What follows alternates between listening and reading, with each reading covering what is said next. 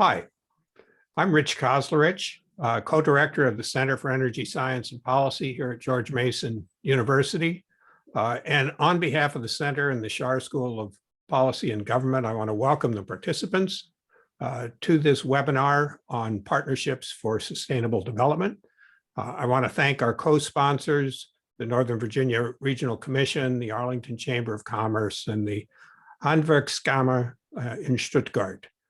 This is part of a series of events that our center has organized that are designed to address clean energy, climate, and related social justice issues that affect sustainability. I would like to turn this over to Bob Lazaro, who's the executive director of the NVRC, Northern Virginia Regional Commission, and Michael Roessler from the Arlington Chamber of Commerce, and then we'll turn it over to Michael Roessler from Stuttgart. But before I do that, for participants, if you have questions, please use the Q&A function on Zoom, and we will get to those after Michael's presentation when we have a panel discussion about this. So, Robert, over to you. Thank you, Ambassador, and good afternoon and guten Abend to our friends in Germany. Welcome to this webinar co-hosted by the Commission, the Arlington Chamber of Commerce, George Mason University Schar School, and the Handwerkskammer for the region of Stuttgart. Today, it is my great pleasure to partner with our friends here in the region and across the Atlantic on a discussion about public-private partnerships that support all three legs of the sustainable development stool: economy, ecology, and community. I speak from personal experience when I say that the Stuttgart region is a true global pioneer on many issues related to sustainability. This is especially the case with economic development. The Stuttgart region is home to large numbers of innovative small, medium, and large global businesses and chambers whose business models embrace and profit from the research, development, and applications of renewable energy, energy efficiency, waste minimization, and holistic workforce training programs. The Stuttgart region also is a special model with utilizing green infrastructure to promote climate resilient urban areas that promote and encourage economic development and a high quality of life. It is an understatement that our region has benefited hugely from the environmental lessons of the Stuttgart region, from the green roof on the Arlington County Government Center to the low impact development stormwater application for the 4 Mile Run or our Solarized Nova program. We have always drawn from and applied lessons from Stuttgart. Many thanks to Michael Roessler at the Arlington Chamber and Ambassador Koslerich for making this webinar possible. And now I turn it over to you, Mike. Thank you. Great. Thank you, Bob. And good afternoon, everyone. My name is Mike Roessler. I am the Senior Director of Membership for the Arlington Chamber of Commerce. In short, the Chamber is a membership-based organization made up of 700 different businesses, all the way from startups and entrepreneurs. We have over 100 nonprofits. We partner with groups like George Mason University and VRC, all the way up to global corporations such as Lidl and Nestle that are located in Arlington now. But we really look to advocate for the business community and the Arlington community as a whole, through things like our community entity plan, also to connecting our members together, such in great panels like this, to different networking events to really get the community to really grow and prosper with one another. Another thing that the Chamber does is really educate our members through various committees and get-togethers like that. And a really important committee that we offer is our Sustainability Committee, which is chaired by Beth Offenbacher, who is the president and founder of Waterford Inc. So Beth, I'd like to kick it over to you, say a few words on behalf of the Sustainability Committee, and then we'll go ahead and introduce Michael Roessler. Thank you so much, Mike. It's a delight to be here, and good afternoon, everyone here in the United States, and herzliche Grüße to our colleagues across the Atlantic.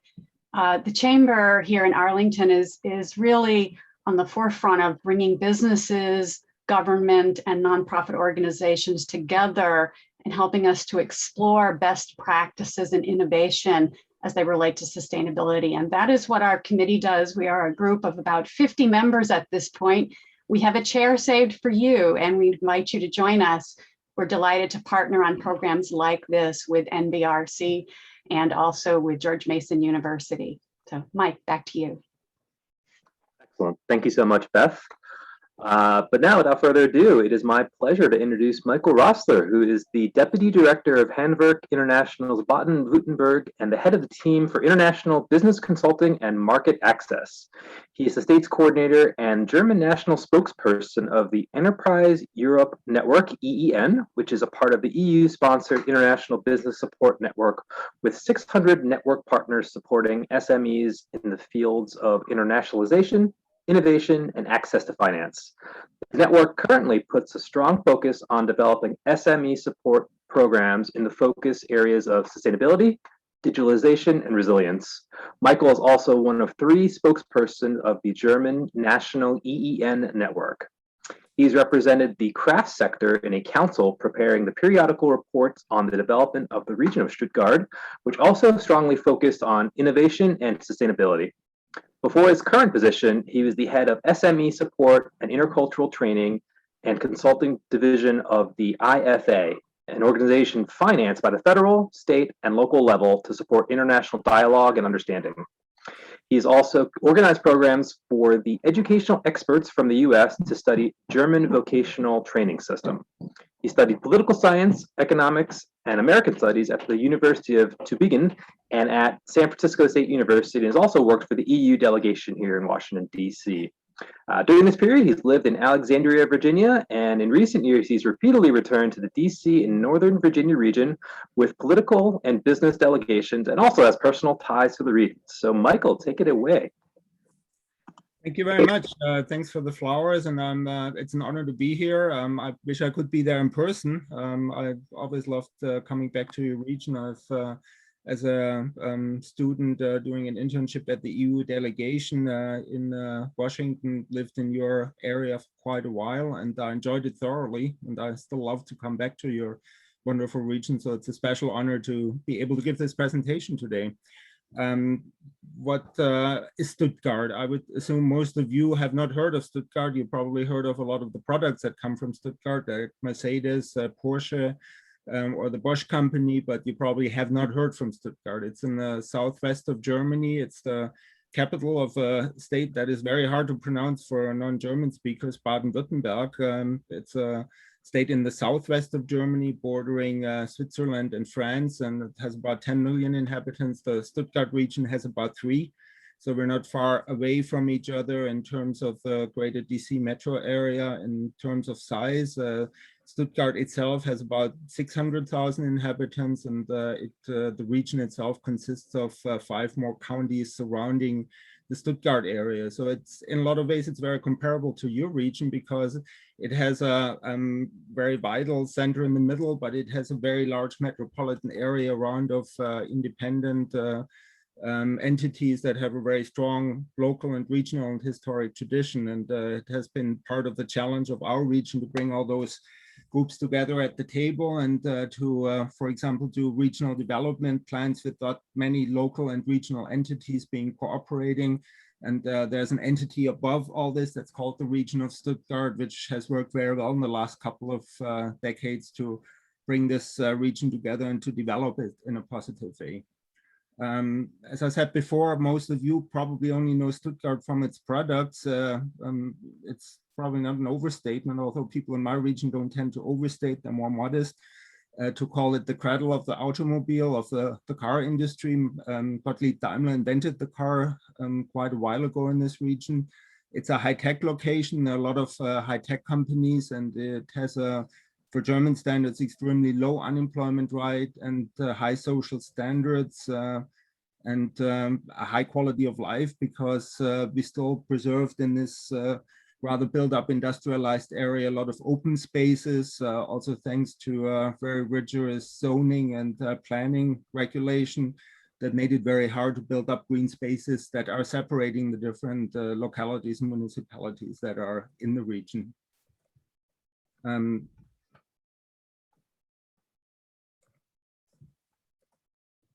Sustainability in our region has a long tradition. It's partly due to the fact that our region is not in the center of communication lines. It has been in the 19th century a rather poor region. A lot of people emigrated from our area to the States, for example. You find a lot of people who trace their roots back to the Stuttgart region and to our state in itself. And that created a special type of thriftiness. We don't have a lot of natural resources in our area. And we had to focus more on high quality, high end products than on mass products, partly because of communication lines weren't so great and natural resources weren't so readily available. And there's a special type of thriftiness in our region, which a lot of people coin us being the Scottish of Germany, of being a very thrifty people. And you could also turn this thriftiness into approaches to sustainability, because if you're thrifty with natural resources, you have a good groundwork to be clever and effective with them, and not use them in a way that you waste them. There has been a strong tradition in our region to achieve a balance between ecological and economic issues, partly because people have very strong roots in their local areas, and they don't really want the areas between them built up. So there's a strong push to preserve the open spaces between the municipalities. And if you fly into Stuttgart, you see it looks like a patchwork. You have a lot of built area, but there's always a lot of green areas in between. So in a lot of cases, they're not this urban sprawl that you have in a lot of other regions in Europe and also in the rest of the world. A very special issue in our region is that, coming from being a rather conservative region a couple of decades ago, we now have the third term of a Green Party majority state government, which partly had to do with the fact that there was a big infrastructure project being planned in Stuttgart, which a lot of people saw as being bulldozed through, and not taking the opinion of the population too much into consideration, but also with the fact that a couple of days before the first time they came into power, Fukushima, the nuclear power plant accident happened, and that created quite a shift in political landscape in my region, that a green alternative party that a few decades ago was stopped being the radicals came into power. But the way they are settling issues is much more in the tradition of our region, that they try to keep a balance between economy and ecology. So that most companies that I talk to now don't have a problem of having a green prime minister, but it rather created a balance between economy and ecology that led to the fact that even the majority of the conservative voters now are agreeing with the prime minister who's from the Green Party. Efficient use of natural resources, climate protection, biodiversity are key issues in our region since quite a while. There's a strong environmental movement and the huge impact on all levels of policy making on the state, regional, metropolitan, and also on the national level.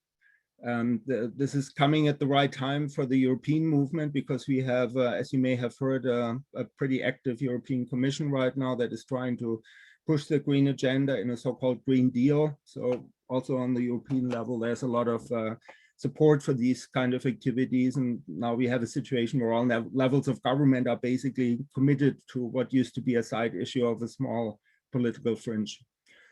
What is Stuttgart's post-war success story? And I think that also has a lot to do with sustainability and the approach to managing wealth and managing natural resources. Stuttgart is one of the few big towns that is still actual industrial town. There are a lot of big industrial companies in Stuttgart, but other than a lot of other industrial towns, it didn't turn it into a Rust Belt town.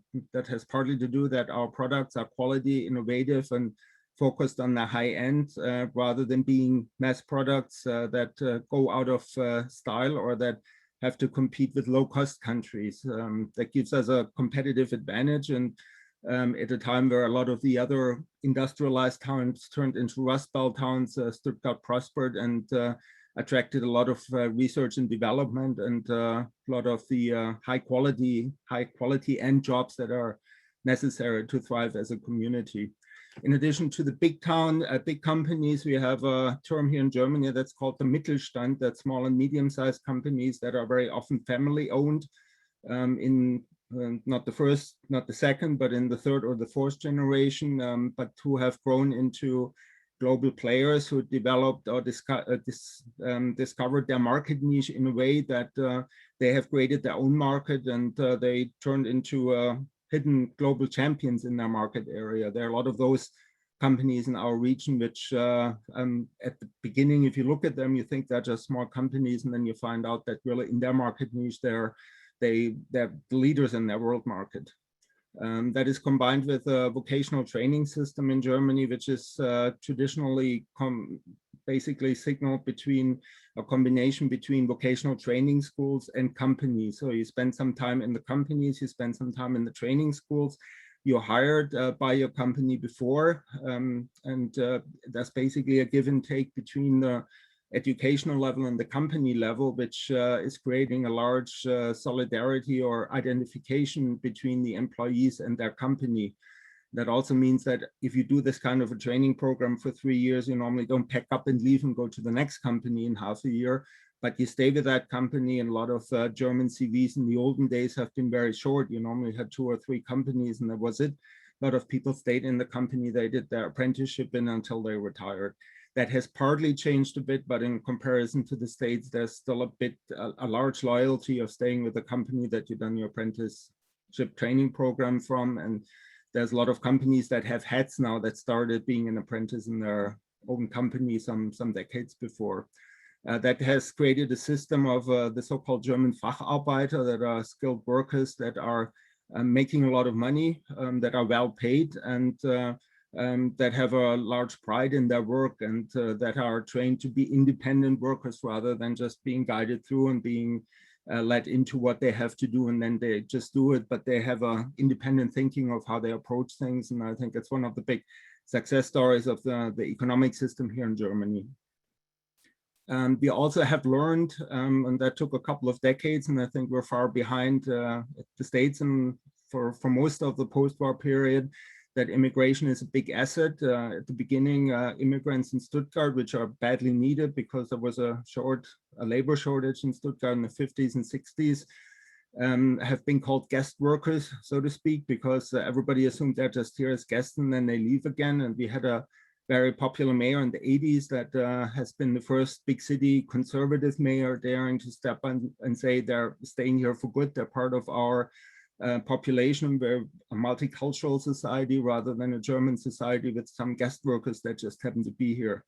And I think that has been one of the big success stories of our region, that it was very well able to integrate those immigrants, partly because they grew into having those well-paying skilled labor jobs that at the beginning you don't even need to speak German too well. If you know your trade, you're well trained, you have a chance to grow up into the middle class very quickly and have your house and speak the Swabian accent in the next generation pretty quickly. So that in comparison to a lot of other towns in the world, there are no real ghettos in our area. Most people spread out all over the city, and you have poorer and richer areas, but you don't have the distinct class distinction in our settlements and neighborhoods that you have in a lot of other countries. As a general summary of this part, I would say that Stuttgart has grown to turn into an advantage, which at the beginning was a disadvantage, that it didn't have that many natural resources. We don't have that much space to spare. If you look behind me, you see the downtown Stuttgart area and a small valley, which is shut up from one side, so it's more like a bowl. There's not that much room to grow, but somehow people here have turned that into an asset by being sparingly and by creating an early part of what we call now sustainable development. Here you see some of the trade names that you may recognize, big and small. A lot of them are small companies growing into big companies, but they still kept their family-owned spirit, and that kind of defines our area and makes companies and employees a lot more linked to their home area than in other places. It's also, Stuttgart, despite of all this, has its challenges, as every other metropolitan region has too. It is the motor city of Germany and probably also of Europe, but it also has to negotiate the change between combustion engines to electromobility, with a lot of jobs at risk. There's also the question if the old industry that we have in Stuttgart will be able to develop as positively as it used in the past and combine with service industry. How regional development works in an area where there's no real space to develop anymore in the traditional sense. We don't have wide open spaces which we can build up. And of course, there's the question how the vocational training system will be able to compete in the future in an area of, in a time period here in Germany of a shortage of labor, where people can also go to the universities and get good paying company jobs with big companies. We also have an aging population and need dynamics through immigration in order to stay active. And I think a lot more people have recognized that in our areas than in decades before, that the biggest asset we have is people coming to this region and turning it into a dynamic place. It was mentioned before that there is very little space to build up. It's also more important to have very rigid development plans, zoning laws in the region, which, as I said, is difficult if you have a lot of levels of government. But the region of Stuttgart has been very strict in having those development plans, that you can't build up a lot of green space, that you can't build up large shopping centers in the middle of nowhere. Most shopping areas are limited to the traditional shopping areas, and it's not really that easy to build up new places. We try to keep the open spaces between communities so that it's still visible that one community starts and the other one goes. It's very important to keep biodiversity. We have a large tradition of old style orchard tree fields, which are not really effective if you see them from a farming perspective, but they're part of our cultural landscape we want to preserve. And we have to keep spaces open because of climate change, because, as I said before, we have a very hilly situation here. So there are very strong restrictions and not building houses in or high-rise houses in areas which are needed for cold flow into the valley areas, so that we don't have a expanded heat problem and the temperatures rise because of the climate change. There are very strict laws on energy efficiency, but there are also a lot of support programs helping house owners, helping companies to adapt and to do the necessary changes and to upgrade their systems. As I said before, prosperity and equitability are very important aspects in our area, so that we keep the social balance and don't develop ghetto areas, and keep the society together as a society. And I think that's also a big issue of being sustainable, to not have a society drift apart. I talked about this aspect already before. We have a development program which is based on the metro system that we have in the area, which is supposed to have development taking place at the transit corridors of the public transportation system, rather than building new freeways or new streets to access them. There's a lot of initiatives. There's already a standard tariff system for public transport, which means you can go from one end of the region to the other without having to have a new ticket. But there are also very innovative app systems, which makes it possible that the app finds out for yourself if it's better for you to have a monthly public transport card, a daily card, or just pay for the ticket that you're just using. There's big efforts to build up a charging infrastructure for electronic vehicles, which is crucial for the transfer to electromobility. Intra-city e-bike sharing systems are very important. As I said before, we are a hilly area, so bikes have a hard time going up and down the hill, but in our area, e-bikes are a very good solution, which take a bit of energy, but certainly a lot less energy than when you sit in a big car. To make this sustainable, we also have a system, or develop a system of bike lanes connecting municipalities that make it easier that you use the bike not only for your own neighborhood, but also to commute to work, for example, in a medium distance, which was not possible in the previous years. I mentioned here a couple of the initiatives we have from the region for sustainability initiatives. There's a cluster initiative, Clean Tech.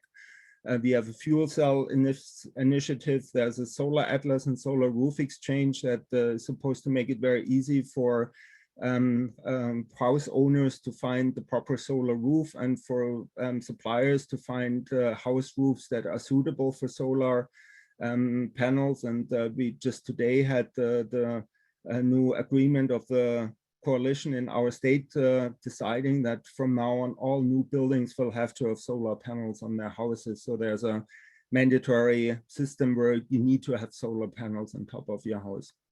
There's a competence center for energy efficiency where people, house owners, but also companies can go and get consulting how they can reduce the energy outtake that they have, how they be more sparing with natural resources. And there's also a competence center for energy and environmental technology. These are just examples to show you that there's a lot going on as a support system. We are declared model region for sustainable mobility, which is very important for us because we make most of our money by mobility, and we don't want to lose the other part of mobility and lose the jobs that are tied to it without gaining something new. There are also other projects which are supporting the same direction. How does the organization I work for fit into this? We're Handwerk International Baden-Württemberg. We're supporting the crafts companies in our region in internationalization, but also in innovation issues. We offer consultancy, seminars, workshops, and access to a strong international partner network. And that's very crucial for us because we see as an international region and a country which is living by exports, it's very important to connect to our main partners in Europe, but also the rest of the world. And we have a lot of internationally active crafts companies, which may come as a surprise to people who don't know the craft sector, who show that this is possible. How can we support SMEs to become more sustainable and not see that as a nice to have issue that they don't really see the reason for? Why should SMEs become more sustainable is the first question that I think is very important to ask, because if it's not in their own interest, they probably won't do it. A lot of our companies are family-owned companies that have a longer perspective on planning because they're not into maximizing quarterly profits, but are more interested in the long-term well-being of their companies. They want to preserve it for the next generation, their employees, because their employees stay for a longer time, normally for lifetime, and the regional ecosystem that they feel much more part of than a multinational company that can move their seat from one day to the next. On the other hand, as I said before, energy and natural resources are probably a bit more expensive here than they are in the States. So they have a big incentive for cost reduction if they are more efficient and are more sustainable, and the market demands it from them too.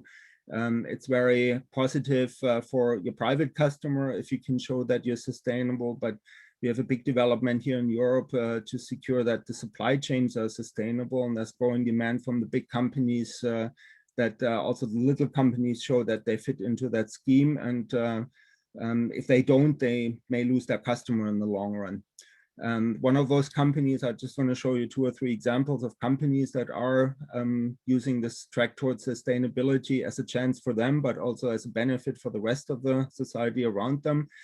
We have a carpenter who is internationally active, who just won the sustainability award of our state. And I listed a couple of things that he does. He's on a mission zero emission since 2014, is having solar roof panels, is trying to, or is only using sustainable wooden coatings, switches to e-mobility, and I think it's even more important, has a very holistic approach for what sustainability means. He includes inclusion of disabled people as much as refugees and immigrants, and puts a very strong focus on worker protection and safety. Why does he do all this?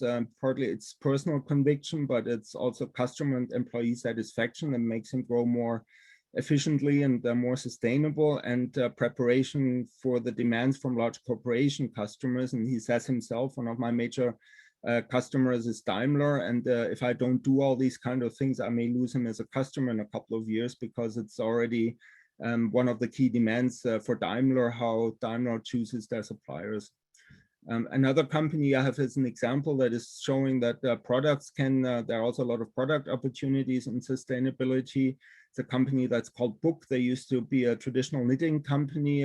Knitting isn't really cost competitive with our competitors from Asia. So he changed from knitting wool to knitting steel, which fits very perfectly into the lightweight trend that the car industry and a lot of other industries are pursuing right now, because lightweight means less costs in less use of natural resources, but also less energy costs if you move a car around, for example.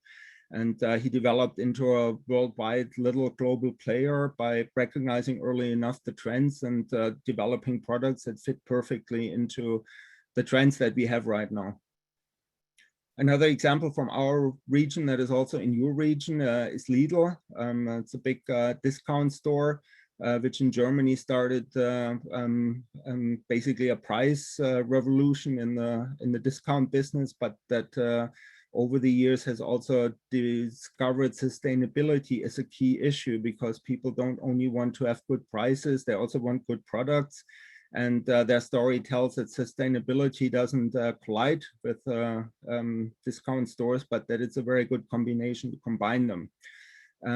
As a follow-up, there's a lot of small, and that's why I chose that example, companies who work for those bigger companies who use the market chances that they develop out of this. We have a company, for example, that developed its own market by cooling, by cleaning cooling units. That's a market that didn't exist before. You save a lot of energy by cleaning your cooling units regularly. It upgrades your system, and they're doing it in a way that they're very cost and energy efficient, and they turned into from a company with that relatively simple product from 3 to 250. They developed within 10 years, employees, they developed their own cleaning products. They developed their own system, how to cool the frozen food in the time that the cooling units have to be cleaned. And I like this example so much because it shows that it doesn't have to be high tech what you're doing to be a successful player in the sustainability field, but that every field you can go to, you can develop into this area, and you can get some market access and additional market opportunities out of that. And the third and the last example is a company that developed from a traditional electrician store to a company that's focusing on energy saving systems for industrial facilities. And one of their success stories is that it's very easy to install it. He uses the electrical system and can tell you in a day what is really the energy burners in your building, how you could change it. And he installs a system that continuously monitors the energy consumption with an app he developed himself. So coming from a traditional electrician store, going to basically a high-tech, high-end store. How do we do this with our sustainability developments? And I just want to introduce Lucy Schulze to you real quick, who will give you a quick overview of how we approach companies and what kind of a sustainability check we do with them to identify how they can build their own road to sustainability. And that's the main issue for us, that there's no pattern that everybody can follow, but every company has to find their own way to do this. Lucy, if you can introduce the system real quick. Yes, thank you very much, Michael. And I would just like to give a brief overview how we generally consult companies that are interested to assess their sustainability. So we base that on the IMP'rove tool. You will later see how it looks like. It's basically formed on this circle. So we will start with a survey and a structured interview for the companies that leads them to self-reflections. And it's based on this online tool called IMP'rove. It's funded by the European Commission, and that's why we also use it in the Enterprise Europe network. After the survey, a report is generated, which basically summarizes the results and also, very importantly, compares you to the peer group. So you can see where you're already doing kind of well in regards to sustainability and where you might want to improve. So after this report is generated, we go back, one back, please, Michael.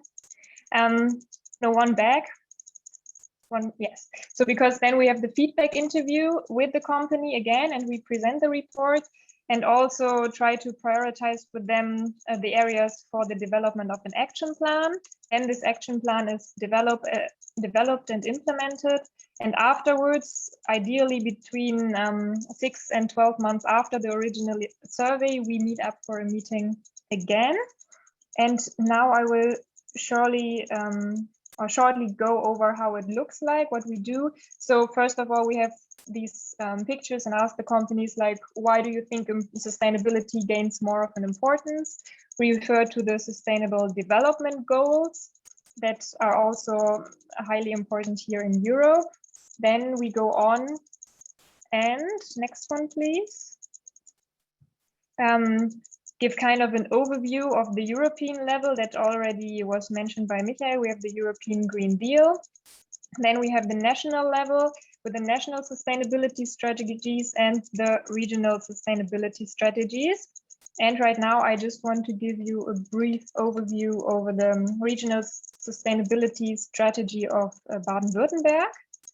And there we have an own initiative. It's called Nachhaltig Handeln, to act sustainably. And you see, one circle is about the strategy. You can inform yourself what strategy we actually pursue. And right now, I want to focus a little bit on the sustainable production in the field of economy. And there we have, again, these four fields of action. So we have case examples, where you can see what other companies in the regions already do. The fields of actions are outlined. You see why it makes sense for businesses to participate under the rubric opportunities for businesses. And also important to mention, we have initiatives, especially tailor-made by the state of Baden-Württemberg to promote sustainability and also encourage the companies to go this way. But now I would like to show you also how it looks like with exemplary measures. So we have one company example that's focused on closed ecological production cycle, and then you can read what they do, what they've done before, and how much they saved, for example, on energy. Another company focused on innovative oil purification processes, and another company purchases only regional and renewable resources. So these are the kind of measures that you can find and look up to compare or get ideas what other companies might do. And as an initiative, these are just the initiatives. So as you can see, companies can win prizes if they do exemplary or extraordinarily well in the field of sustainability, which not only gives them a nice prize, but also gives them a platform to showcase their company and also their products. And now I would just like to go over this IMP'rove tool and the structure. As you can see, it's structured along the triple bottom line and also the sustainable development goals.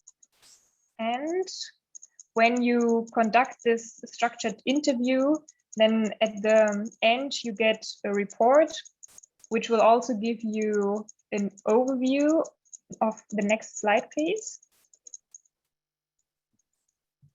of where your company is, and then how you compare to the average and also to the so-called sustainability champions. And it's, as I said, structured alongside the triple bottom line, but also takes the managing sustainable development aspect into account. And then I would like to show you how it's built or how it's structured. So there are basically questions that we ask the companies, and the answers can range from no engagement, like we do not take this into account right now, over basic engagement and investment, to integration. At the last step, it's a solid core of their business or of their activities, and they already acknowledge it. And for this, we have these kind of levels also with the is situation, and then where it should be. That's why in German it's like ist and soll, and that we can move during the interview.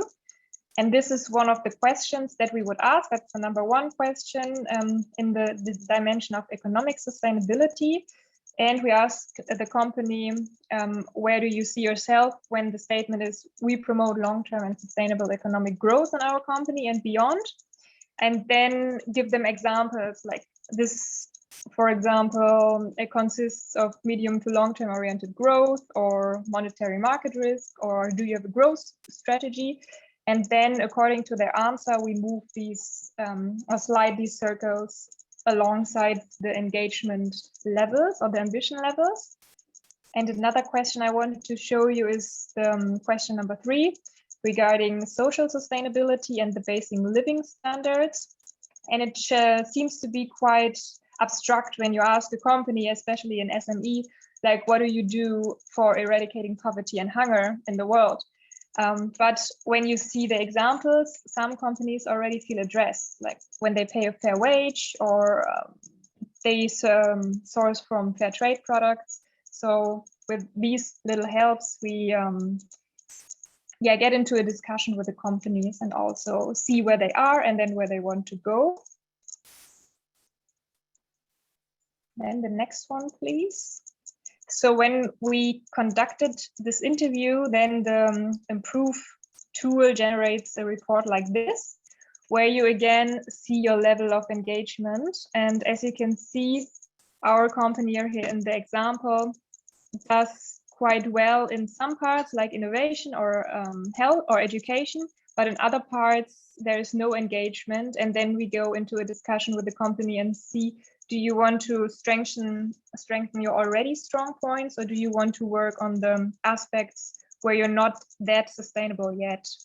That is the next step, where we also go into the feedback meeting with the company and ask them for the impression and how they reflected upon this whole assessment. We go through the evaluation of the report and then into the recommendation for action stage, as well as into the action plan development. And that is individual for each company. Like there is no one size fits all solution. And the next one, please. So this is how the result of a company assessment could look like. For example, from the sustainability dimension, social sustainability. And the question number 3, regarding the basic living standards, the company said they already integrated quite well, and this is also where they want to stay. And this is due to the fact that they already have a transparent pay, and they have a low employee turnover and unlimited contracts and so on. So this is basically how the tool is structured.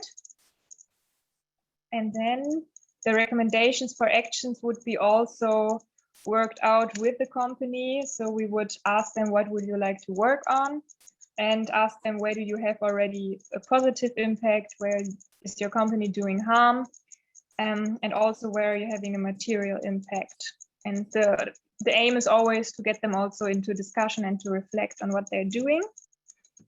And then following from that, we develop an action plan that is in the end implemented.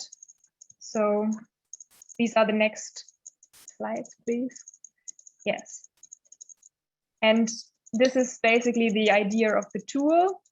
What we also plan within our network or within our department in Handwerk International is matchmaking events and company missions, as well as roadshows and consultations in the area of sustainability to promote it even further, because the raising awareness is a big part in actually implementing sustainability more thoroughly.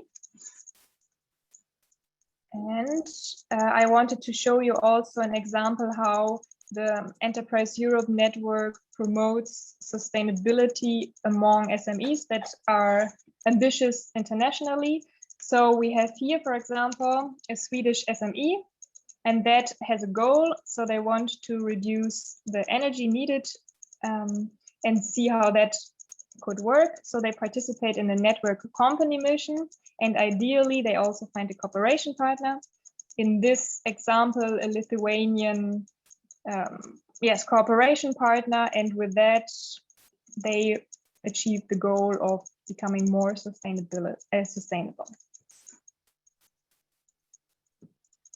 And that was already, yes, how the IMP'rove tool worked and what else we do within the network. Lucy, thank you very much. What we want to show you with this is there's no blueprint for an SME how to be sustainable, but we can take them out of the game a bit, talk to them how they can develop their issues and how they can build their plan, how to do it. And that's also something I want to pitch into the discussion from our side. What's the lesson to be learned? It's hard to learn a lesson because every region is different. Every region has to find its own path. But in our experience, sustainability pays, and it also makes economic sense, but it requires a longer term thinking. It doesn't work if you just think in quarterly earnings, but you need companies that have a longer planning horizon and that recognize the long-term perspectives and gains and market opportunities they get out of this. And then SMEs can be a driving force of sustainable development, and if they receive the proper support and if they have the right perspective on that, payment may not always come in the next quarter, but it may take a year or two or 10 years maybe, but it pays to be on that path. And the last pitch I want to throw into the discussion is that in our experience, it takes a village to be sustainable. It's nothing that each individual can do on itself. You have a lot of things coming together that have to function together, like an education system, in our case, a very good vocational training system, customer demands, what customers are willing to pay money for, supply chain management, business culture, the access to finance, when does the finance giver want to have their money back and what's the criteria for getting it back, regional planning, mandatory, but also as a support to the companies and people who have to live in that regional planning circumstance, and a lot of regional support and initiatives to make the system work and not just being it there on paper. The bad news from our perspective is there's a lot to do still in a region like Stuttgart, but every angle can contribute to it, and that's the good news. It's not just one issue for one sustainability committee, but it's something that everybody can contribute to from their angle. Well, look, Michael and Lucy, that was just terrific. I mean, I really appreciate that. We've sort of been collecting some comments and questions, and maybe I'll just they've ended up in the chat box, so I'll be looking at that. I just want to join my my colleague Dan Scleroux, who said he was happy to see Lytle landed in Northern Virginia, so that's good news as well. But there were some specific questions. One from Jim Witt asked whether it would be possible to get a copy of the EEN survey.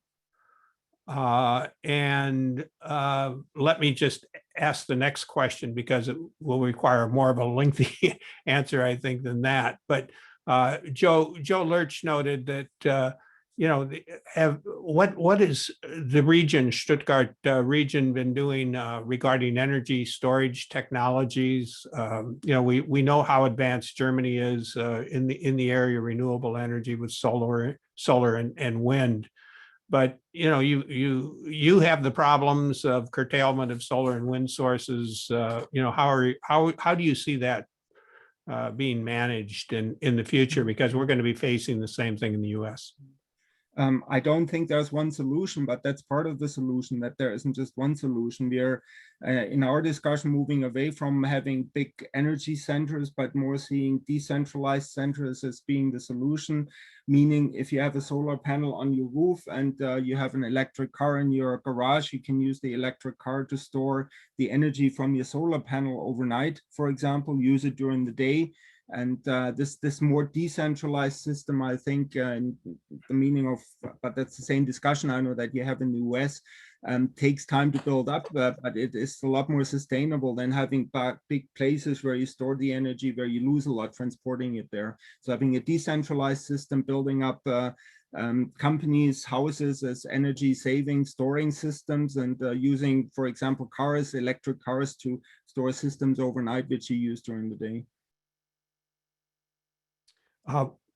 On the survey, if that's available, and I've had several requests for the slides, with your permission, we can make that available to participants as well, so they can. If I may just comment Sure. a little bit on that. It's unfortunately not possible to hand out the survey of the IMP'rove tool itself, because it's kind of private. You have to sign up that you only use it internally, the company. But if you contact the IMP'rove Academy, I'm sure they will be of help. So it's just not an open source tool, unfortunately. That's why we cannot show more slides and not more screenshots. But it was just to convey the idea of how it works. The reason it's a EU-sponsored system, and they want people to use it who also contribute to the system, Sure. because it works on comparing as many companies as possible, but you can certainly share the slides as an initiative. If there are people who want to join the system, they're welcome to contact us. It's, as I said, EU-sponsored, and it tries to build up a database that's big enough for SMEs to compare themselves to a lot of other SMEs in the same area. Yeah, maybe you could send us a link too that we could share to if people want to go into more detail on that. One interesting question comment comes from Sabine O'Hara, who's with the University of the District of Columbia, their College of Agriculture, Urban Sustainability and Environmental Sciences. She was born in Ludwigsburg, excuse me if I mispronounced that, and been in the US for over 30 years. Perfect. But she observes the the intersection between urban agriculture and greenhouse infrastructure, and how have those kinds of cooperation opportunities fit through, and she asks at the end whether the good old Genossenschaften, pardon my German, are still around, and whether they've gotten beyond agriculture. We're getting a real German focus on this.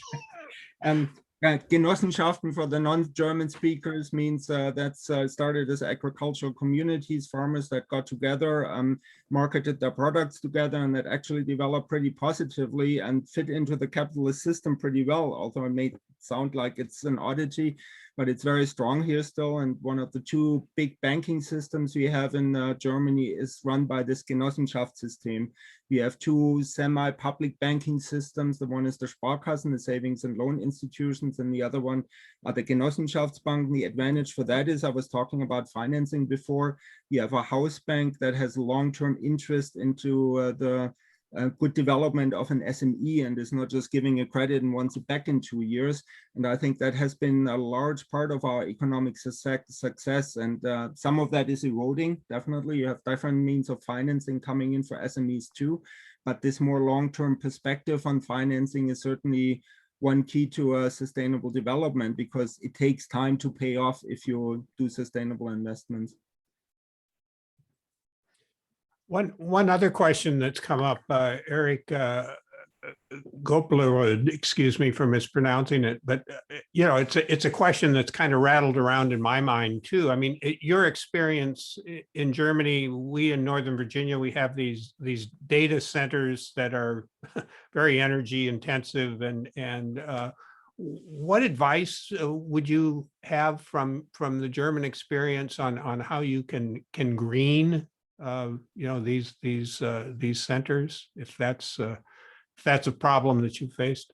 Yeah, it's also discussed here that although data processing and internet isn't as energy efficient as we all thought it was, and how much we're using by just running those big data centers. And I know there are some pilot projects of trying to make them more energy efficient and building them into a sustainable energy structure, but I wouldn't say that we fully accomplished that, but it's been recognized as a problem, and it's definitely been started to be addressed to integrate them into a sustainable system. Because yes, Stuttgart isn't one of the hubs of the data centers, that's more Frankfurt, but because of our big companies, we have a lot of those hubs here too, and it takes a lot of energy. You're absolutely right, and that's going to be a key issue not to be neglected. If we don't travel around as much anymore and use those data places, that isn't definitely more sustainable on all costs. It also generates a lot of energy to use the internet and data processing. There are also initiatives right now that explore the possibility of using the excess heat of these data centers, so that you get the heat that is produced to generate something else, or to use as the heating system of the company, of the houses. But that is still under development. And another aspect that is still to be explored is producing algae, for example, with the excess heat. But that goes more into the agricultural sector again. It is not suitable for each company or for every company. Look, I failed to introduce Dale Medeiros, who is with NVRC, and he and I are kind of co-conspirators on this effort to focus on the international activities and at the local level and in the US side. Dale, I didn't know whether you might have a comment or question that you'd like to raise. I do. I mean, thanks so much, Rich, for doing this, and Mike and everybody, Lucy. What a privilege. I got a question that goes back to the slide on Lidl, and it's an open-ended question, which is, as I saw the work that was going on Lidl, I thought, well, is there benefit maybe in some bright group of students in the business school at Mason working with chambers and maybe counterparts in the university, just as an experiment to benchmark sustainability practices from Lidl in Ludwigsburg, and lessons that might be applied to Lidl's operations in Arlington, whether it's greening the supply chain, making it more climate friendly, to whatever sustainability practices Lidl operates in food surplus redistribution. What are some of the things maybe that come to mind? I guess it's really directed to Michael, since you have had your foot in both areas. It just seems this is a resource that we could tap into to push sustainability forward. Definitely, and I think why Lidl is so interesting is that sustainability used to be an issue for the chosen few. We used to have our organic stores as much as you do, and organic food was in those organic stores, and everybody else went to the supermarket and bought the other stuff. That's not how it would work in the future. If you want to be sustainable, it only works if it affects a large amount of people, and the general big mass of population is really changing their habits. And I think the fact that Lidl is going in that direction is showing two things: that A, the company has recognized that, and B, there's a change of perspective in the general population as well, that it's not only the cheap product that you need to buy to get by, but that there's also merit in putting quality food on the table. And we have a large discussion here in Germany about the farming industry we have. We don't have the big fields in the Midwest that you do, so we have small farmers, and that we want to preserve because it's part of our cultural landscape, but that also is possible with regional products if people are willing to pay a bit more. And if people are willing to pay a bit more, they also demand the assurance that what they pay for, they get. And that's a big issue in Germany, because there's been a lot of discussion about the trustworthiness of those labels and the supply chain management. How does a supermarket chain, for example, know that the products that come from the other end of the world really keep the promise that they have on them?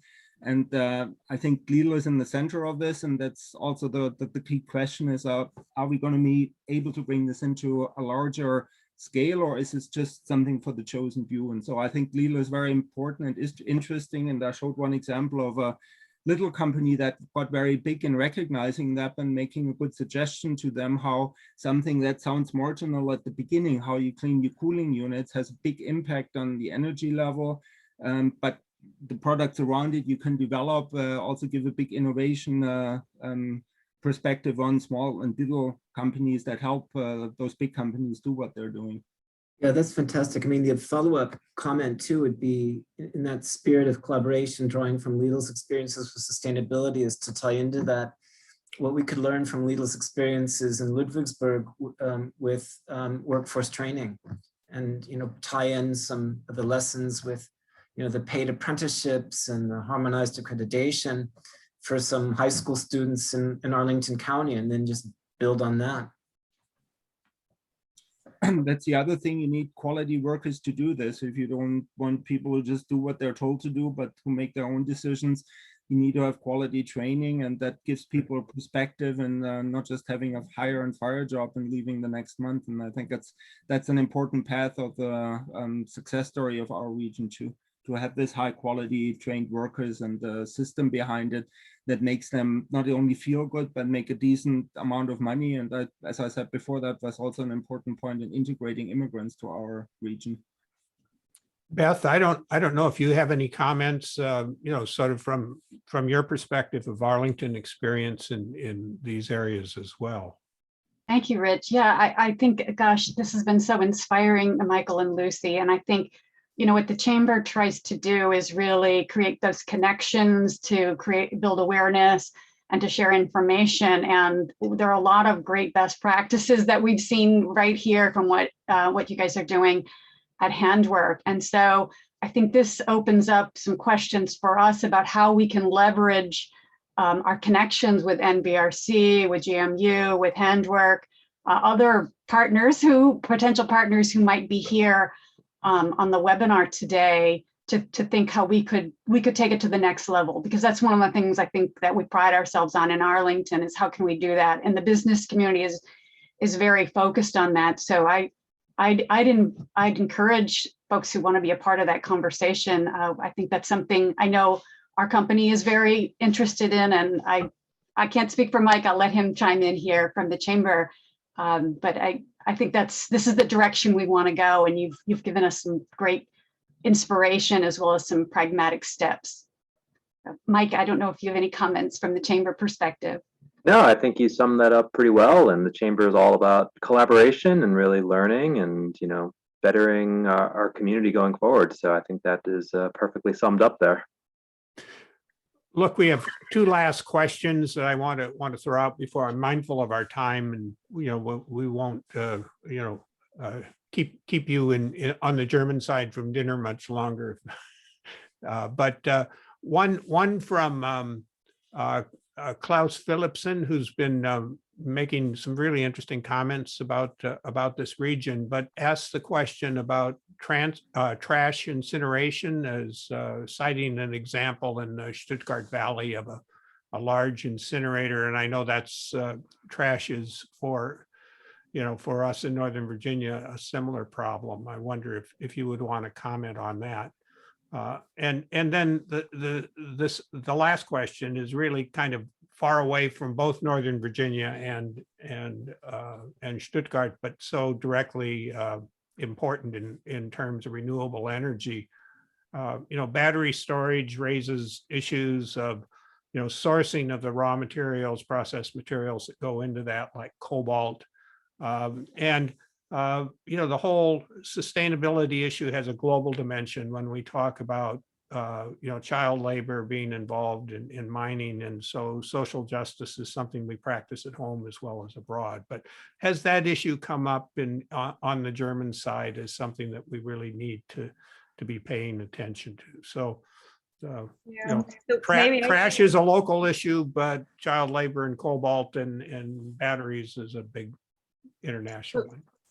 So that is definitely a big point in the discussion, like where we source our lithium for the batteries. And the latest I read that Germany also hopes to mine it within Germany. I don't know how realistic that would be, but I also had a conversation with one company, and the general manager told me he does not consider electric vehicles for his company right now because of all the implications with the battery problematic background. So it is discussed, it is well known, but we do not really have a solution yet.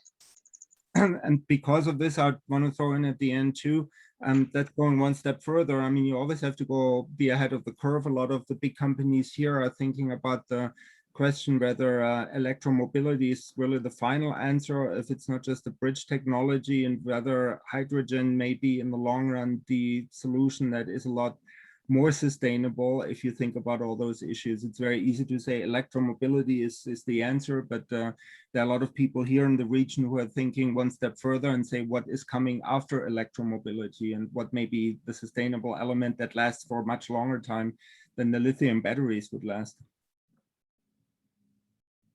But that next step that somebody needs to work on, while the first step is marketed, and the German companies have worked on that for decades, but I hear some real conviction now, and that's a big issue in our state, that hydrogen is really moving forward in the next couple of years and may take some of those issues that you have with lithium batteries and solve them.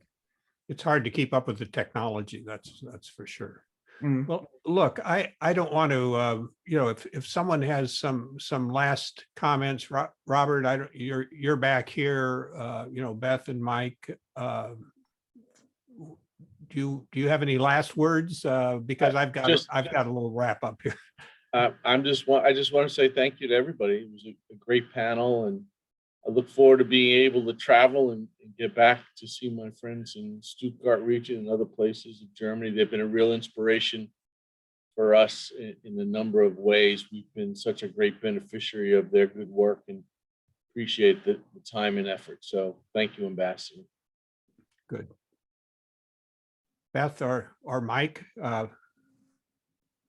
Well, Rich, I just want to say thank you again for Mason and NVRC for bringing us together this conversation. I think there's a lot of inspiration here. I'm seeing the chat roll with lots of ideas for ways that Yes. we can build on this. So I think this has become a very important conversation. And I know us at Waterford, we're very interested in being a part of this and encouraging our colleagues at the chamber and fellow members to continue this conversation too. I think it's very fruitful for us. Well, I think we've got good material for future conferences, and Dan Scleroux has posed the question, how do we use this model and adapt it in Northern Virginia? So maybe we have to have another event. But thanks to everyone. I want to particularly thank Billy Trost and April Grayson and Sarah Wright, who've helped kind of in behind the scenes to make this Zoom event possible. And all the participants, thank you. There should be a recording of this that will be posted on the Schar website in case people want to come back. I certainly do. And Michael and Lucy from the German side, you guys have really been terrific and being very open and in terms of this dialogue. I hope we can continue it. So with that, I'll say goodbye to everyone on this side, and thanks again. It's been a great way to spend the afternoon here. Thanks for having us. Thanks, and everyone. Thank we're you. really looking forward to continuing the dialogue from our side.